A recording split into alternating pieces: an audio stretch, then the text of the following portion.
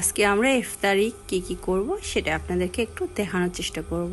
So hello everyone, আসসালামু আলাইকুম। কেমন আছেন সবাই?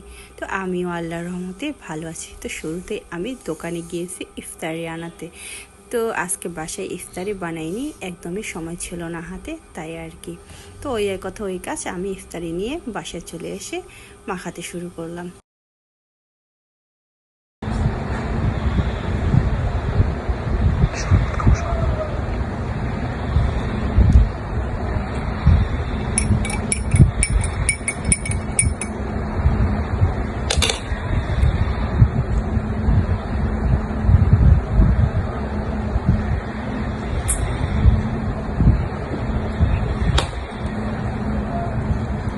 তখন আমি মুড়ি খাচ্ছি। তো ইফতারি শেষ করে আমি চলে গেলাম দোকানে। তো আমার ছোট ছেলে অসুস্থ ছিল, তাই আর কি ওর জন্য ওষুধ নিতে। তো ওই কথা ওই কাজ, আমি ওষুধ নিয়ে চলে আসলাম মুরগির দোকানে। বাসায় মুরগি শেষ হয়ে গিয়েছিল, তাই ভাবলাম যে কিছু মুরগি কিনে নেই। তো এদিকে দোকানদার মামা হচ্ছে যে মুরগি ওজন করতেছিল, তো ওই ফাঁকে আমি একটু ভিডিও করে নিয়েছি। আর আমার ছোট্ট সোনামণি একদমই ভালো নেই, ওর কয়েকদিন ধরে ভীষণ জ্বর, আর ও কোনো কিছু খেতেও চাচ্ছে না। তো তাই ভাবলাম যে মুরগি কিনে নিয়ে ওকে ভুনা করে দিলে হয়তো খেতে ওর ভালো লাগবে। তারপরে আমি চলে গেলাম নুডলস কিনতে। তো আমার ছোট্ট সোনামণি এই নুডলসটা খেতে অনেক ভালোবাসে। গাইস, অনেক গরম লেগেছে এবং হচ্ছে পানির পিপাসা লেগেছে, তাই আর কি এই যে কোক নিলাম। কোক খাওয়া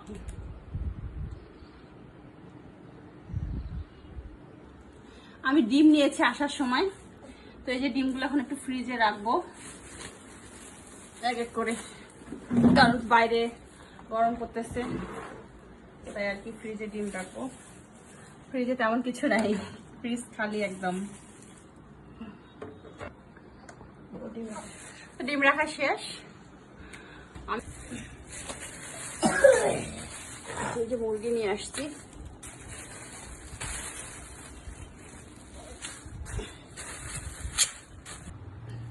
তো এখানে হচ্ছে যে আমি 3টি মুরগি নিয়েছি, নিয়ে হচ্ছে যে রোস্ট পিস করে নিয়েছি।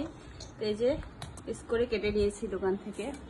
তো এগুলো হচ্ছে যে আমি ফ্রিজে রেখে দিব, আজকে বানাবো না।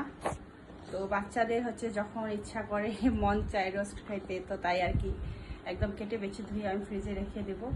তো এই যে আর হচ্ছে যে এখানে আরেকটা মুরগি নিয়েছি, এটা হচ্ছে যে রান্না করার জন্য নিয়েছি আমি। এই যে যেটা নিয়েছি, এটা এখন আমি কাটবো। এটা হচ্ছে পাকিস্তানি মুরগি, কাটতেছি।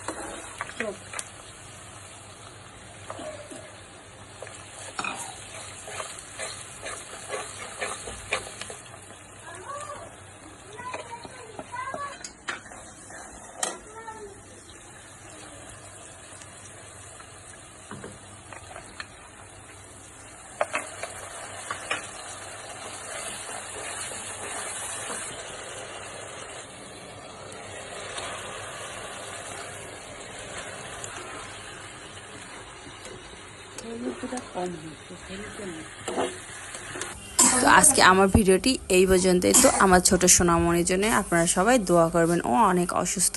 তো আপনারা সবাই ভালো থাকবেন। আল্লাহ হাফেজ।